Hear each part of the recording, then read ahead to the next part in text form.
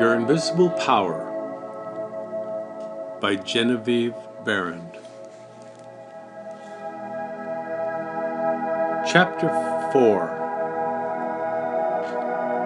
Operation of Your Mental Picture.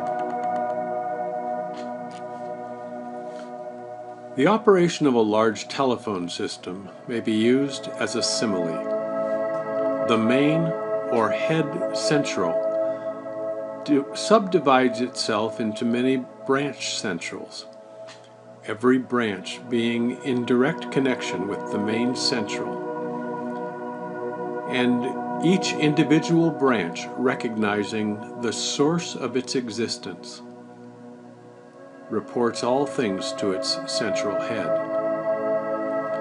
Therefore, when assistance of any nature is required, new supplies, difficult repairs to be done, or whatnot, the branch in need goes at once to its central head. It would not think of referring its difficulties or its successes to the main central of a telegraph system, though they might belong to the same organization.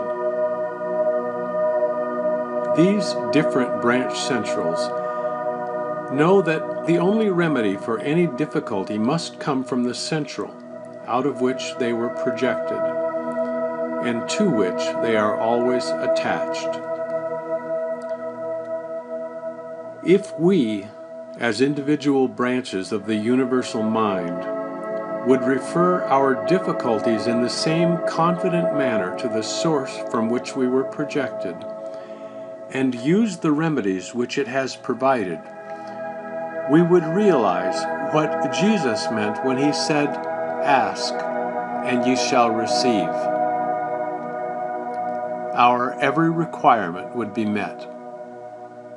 Surely the Father must supply the child. The trunk of the tree cannot fail to provide for its branches. A man came to me in great distress, saying he was about to lose his home in the South. In his own words, it was mortgaged to the hilt, and his creditors were going to foreclose. It was the house in which he had been born and had grown to young manhood, and the thought of losing it filled his heart and mind with sorrow, not only from a money standpoint, but from the standpoint of sentimental association. I explained to him that the power that brought him into existence did so for the purpose of expressing its limitless supply through him, that there was no power on earth which could cut him off from his source except his own consciousness, and that in reality he would not be cut off then. I explained to him that he had it but was unable to recognize that it was there, and said to him, "Infinite substance is manifesting in you right now." The next week, on Sunday, just before leaving my dressing room in the Selwyn Theater to give my afternoon message, I received the following note. Quote, "Dear Miss Behrend, I want you to know that I am the happiest man in the whole city of New York. My home in the South is saved. The money came in the most miraculous way, and I have telegraphed enough to pay off the mortgage. Please tell the people this afternoon about this wonderful power." You may be sure I did, explaining to them that everything animate or inanimate is called into existence or outstandingness by a power which itself does not stand out. The power which creates the mental picture, the originating spirit substance of your pictured desire, does not stand out. It projects the substance of itself, which is a solidified counterpart of itself, while it, the power, remains invisible to the physical eye. Those will appreciate the value of visualizing who are able to realize Paul's meaning when he said, quote, "The worlds were formed by the word of God. Things which are seen are not made of things which do appear." There is nothing unusual or mysterious in the idea of your pictured desire coming into material evidence. It is the working of a universal, natural law. The world was projected by the self-contemplation of the universal mind, and this same action is taking place in its individualized branch, which is the mind of man. Everything in the whole world, from the hat on your head to the boots on your feet, has its beginning in mind and comes into existence in exactly the same manner. All are projected thoughts, solidified.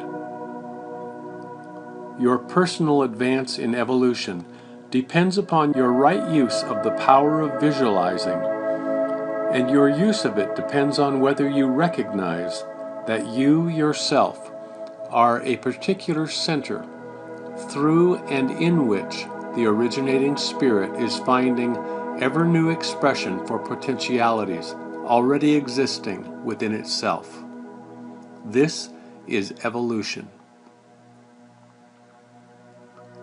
Your mental picture is the force of attraction which evolves and combines the originating substance into specific shape.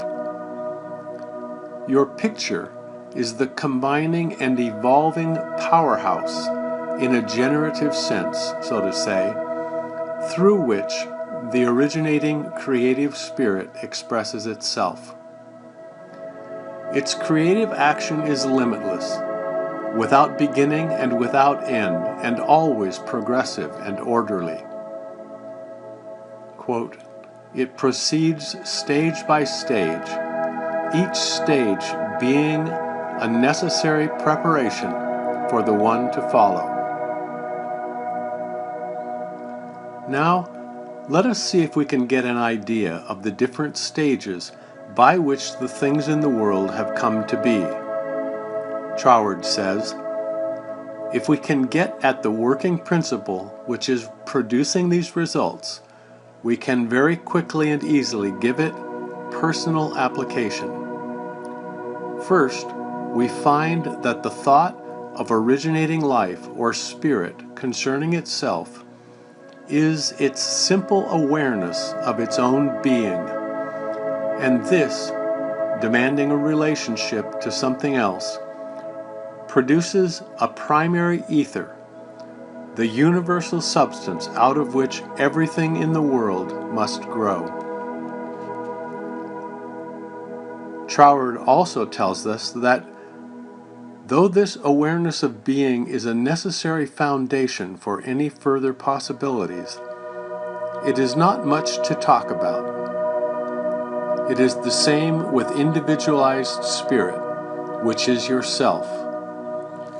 Before you can entertain the idea of making a mental picture of your desire as being at all practical, you must have some idea of your being, of your I am. And just as soon as you are conscious of your I amness, you begin to wish to enjoy the freedom which this consciousness suggests. You want to do more and be more, and as you fulfill this desire within yourself, localized spirit begins conscious activities in you. The thing you are most concerned with is the specific action of the creative spirit of life, universal mind specialized. The localized God germ in you is your personality, your individuality, and since the joy of absolute freedom is the inherent nature of this God germ, it is natural that it should endeavor to enjoy itself through its specific center. As you grow in the comprehension that your being, your individuality, is God particularizing Himself. You naturally develop divine tendencies. You want to enjoy life and liberty. You want freedom in your affairs as well as in your consciousness, and it is natural that you should. With this progressive wish, there is always a faint thought picture. As your wish and your recognition grow into an intense desire, this desire becomes a clear mental picture. For example, a young lady studying music wishes she had a piano in order to practice at home. She wants a piano so much that she can mentally see it in one of the rooms. She holds the picture of the piano and indulges in the mental reflection of the pleasure and advantage it will be to have the piano in the corner of the living room. One day she finds it there, just as she had pictured it. As you grow in understanding as to who you are, where you came from, what the purpose of your being is, and how you are to fulfill the purpose for which you are intended, you will become a more and more perfect center through which the creative spirit of life can enjoy itself. And you will realize that there can be but one creative process filling all space, which is the same in its potentiality, whether universal or individual. Furthermore, all there is, whether on the plane of the visible or the invisible, had its origin in the localized action of thought or a mental picture, and this includes yourself, because you are universal spirit localized. And the same creative action is taking place through you. Now you are no doubt asking yourself why there is so much sickness and misery in the world. If the same power and intelligence which brought the world into existence is in operation in the mind of man, why does it not manifest itself as strength, joy, health, and plenty? If one can have one's desires fulfilled by simply making a mental picture of that desire, holding on to it with the will, and without anxiety doing on the outward plane whatever seems necessary to bring the desire into fulfillment, then there seems no reason for the existence of sickness and poverty. Surely no one desires either. The first reason is that few persons will take the trouble to inquire into the working principles of the laws of life. If they did, they would soon convince themselves that there is no necessity for the sickness and poverty which we see about us. They would realize that visualizing is a principle and not a fallacy. There are a few who have found it worthwhile to study this simple, though absolutely unfailing law, which will deliver them from bondage. However, the race as a whole is not willing to give the time required for the study. It is either too simple or too difficult. They may make a picture of their desire with some little understanding of visualizing for a day or two, but more frequently it is for an hour or so. If you will insist upon mentally seeing yourself surrounded by things and conditions as you wish them to be, you will understand that the creative energy sends its substance in the direction indicated by the tendency of your thoughts. Herein lies the advantage of holding your thought in the form of a mental picture. A man in the hardware business in New Jersey came to me in great distress. He would have to go into bankruptcy unless something happened in a fortnight. He said he had never heard of visualizing. I explained to him how to make a mental picture of his business increasing instead of a picture of losing it. In about a month's time, he returned very happy and told me how he had succeeded. He said, "I have my debts all paid and my shop is full of new supplies." His business was then on a solid basis. It was beautiful to see his faith. The more enthusiasm and faith you are able to put into your picture, the more quickly it will come into visible form, and your enthusiasm is increased by keeping your desire secret. The moment you speak it to any living soul, that moment your power is weakened. Your power, your magnet of attraction, is not that strong and consequently cannot reach so far.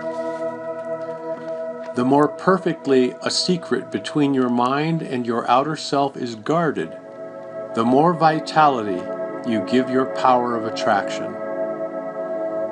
One tells one's troubles to weaken them, to get them off one's mind, and when a thought is given out, its power is dissipated. Talk it over with yourself and even write it down, then destroy the paper. However, this does not mean that you should strenuously endeavor to compel the power to work out your picture on the special lines that you think it should. That method would soon exhaust you and hinder the fulfillment of your purpose. A wealthy relative need not necessarily die or someone lose a fortune on the street to materialize the $10,000 which you are mentally picturing. One of the doormen in the building in which I lived heard much of the mental picturing of desires from visitors passing out of my rooms. The average desire was for $500. He considered that $5 was more in his line and began to visualize it without the slightest idea of where or how he was to get it.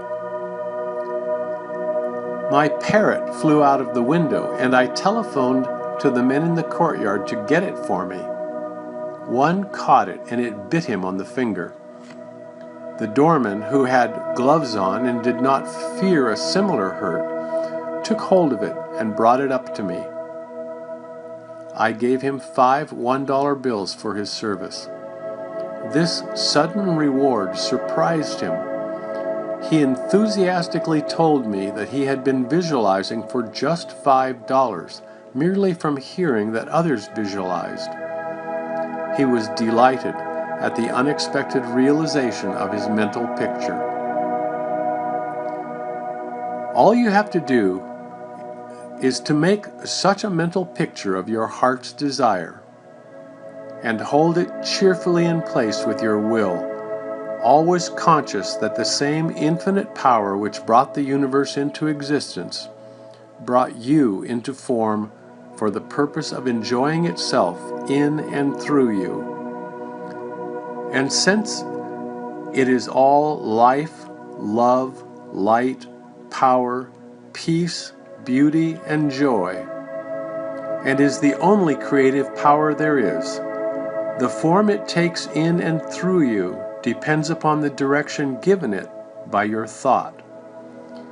In you it is undifferentiated, waiting to take any direction given it as it passes through the instrument which it has made for the purpose of self-distribution. You.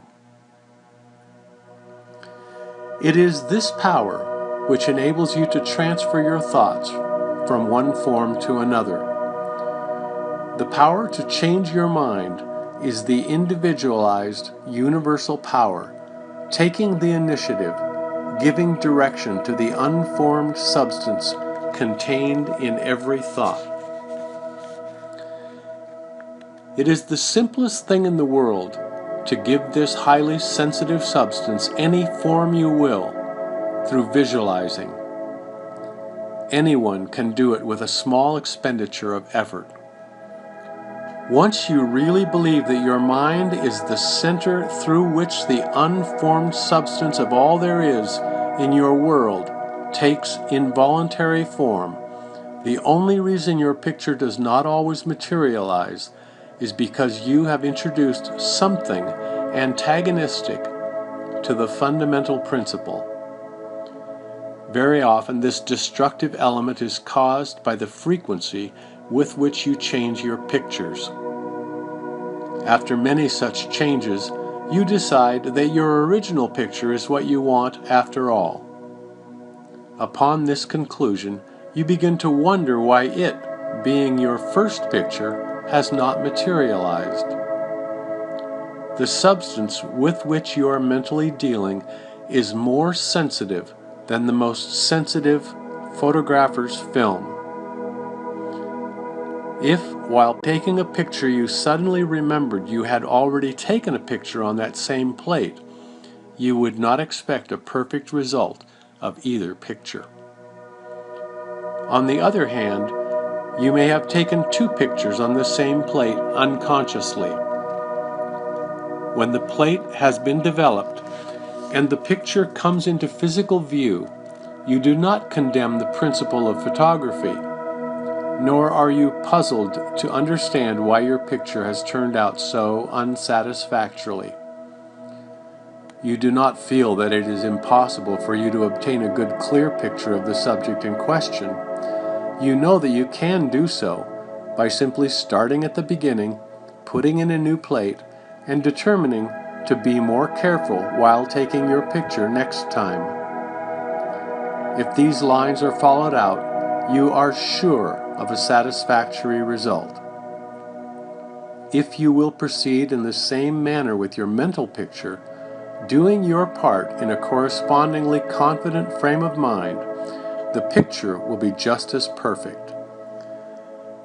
The laws of visualizing are as infallible as the laws governing photography.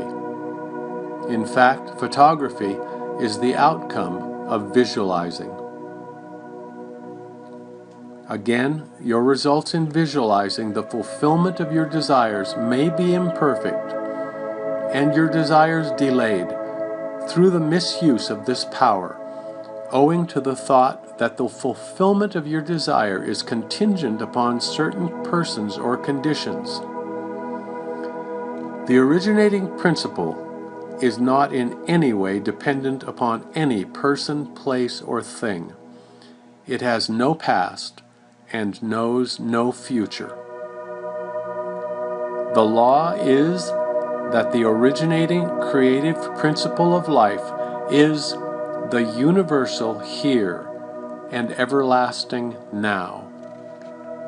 It creates its own vehicles through which to operate. Therefore, past experience has no bearing upon your present picture, so do not try to obtain your desire through a channel which may not be natural for it, even though it may seem reasonable to you. Your feeling should be that the thing or the consciousness which you so much desire is normal and natural, a part of yourself, a form of your evolution.